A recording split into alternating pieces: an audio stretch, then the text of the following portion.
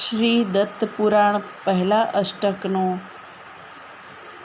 પહેલો અધ્યાય એટલે કે વેદ પાદ સ્તુતિ. વેદ એટલે કે ઋગ્વેદ. વેદ પાદ સ્તુતિના પાદ એટલે કે એનો સમાવેશ કરાયેલ છે તે સ્તુતિ. 61મા શ્લોકથી ચાલો. હે પુરુષ, લોંકડી એ એક જાતનું પ્રાણી છે. એના જેવા લુચ્ચા મનવાળા સ્ત્રીને ઓ મારી પત્ની એવા સંબોધનથી બોલનાર માણસ તેનામાં આસક્ત બને છે. તે આ તારા આત્મ સ્વરૂપને જાણી શકતો નથી. અહીં એક જ સ્વરૂપ માયારૂપી ઉપાધિથી બે રૂપે જીવાત્મા અને પરમાત્મા બે અલગ છે. એને ડર લાગે છે, પરંતુ કશાય પરિપાક થતાં જે મનથી અને અંતઃકરણથી તને જીવાત્માથી અભેદ રૂપે જુએ તેનો માયા ત્યાગ કરે છે અને તે જ માયાને અવિદ્યાને ત્યજી શકે છે. હે આત્મન, તારું આ જ સ્વરૂપ સત્વપ્રધાન હૃદયમાં પવિત્ર બુદ્ધિથી પ્રત્યક્ષ કરતા મુનિઓ દિગંબર, ધ્રુલિધૂસર અને છતાં મલ વિનાના અન્યોના મલ દૂર કરનારા બની રહે છે. જ્ઞાની લોકો તારા વેદાંત પ્રતિપાદ્ય તે ચિન્મય સ્વરૂપને સમ્યક જાણીને તેની ઉપાસના કરે છે.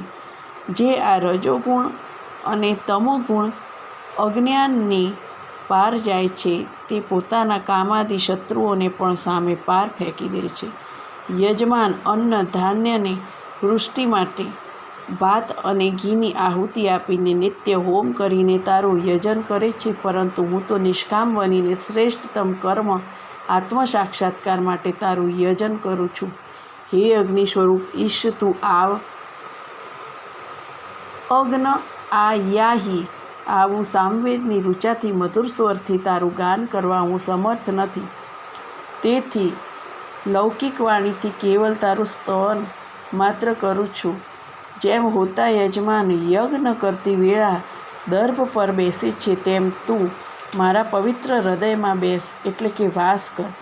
અંતરાત્માના સાક્ષી એવા તારી કૃપાથી અમારી પ્રકાશશીલ બુદ્ધિને વૃત્તિઓને બહિર્મુખ બનાવનારને બદલે સુખ આપે તે રીતે હંમેશા આત્મા તરફના પ્રવાહવાળી બની રહો, જેથી આત્મા તરફના પ્રવાહથી રસવંતી બનીને આ બુદ્ધિવૃત્તિનો રોગ શમન અને ભય શમનનો સ્ત્રાવ કરી ભય રોગ નાશ પામે.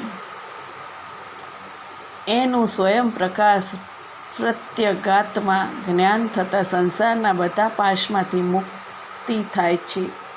સર્વજ્ઞતા મેળવે છે. તે એક અદ્વિતીય ઇન્દ્રિયાતીત સૂક્ષ્મ સત અને અનિર્દેશ છતાં તત અયમ તે આ છે તેવા શબ્દોથી નિર્દિષ્ટ કરાય એવું તત્ તત્વનો વિરોધ હોવા છતાં સારી મતિવાળાઓથી સહ અયમ ના પ્રમાણે સ્તુતિના વાક્યોથી ભાગ ત્યાગ લક્ષણોથી લક્ષ્ય બનતા પરમાત્મા સ્વરૂપનું પર ગુરુ કૃપાથી જ્ઞાન થતાં તેને જાણનારાઓ સૌ ઐક્ય જીવાત્મા પરમાત્માનું અદ્વૈત અનુભવે છે. અત્રે પ્રથમ અષ્ટકનો પ્રથમ અધ્યાય સંપૂર્ણ.